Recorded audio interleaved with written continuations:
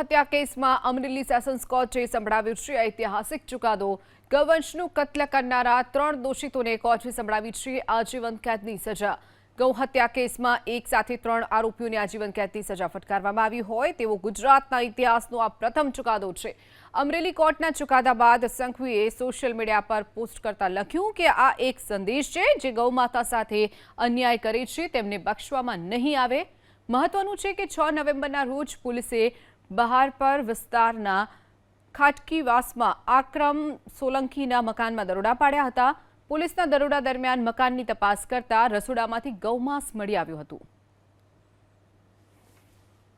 અમરેલી ખાટકીવાસમાં અકરમભાઈ હાજીભાઈ સોલંકી પોતાના રહેણાંક મકાને ગૌવંશની કતલ કરી ગૌમાંસનું વેચાણ કરી પોતાના પરિવારનું ગુજરાન ચલાવે છે।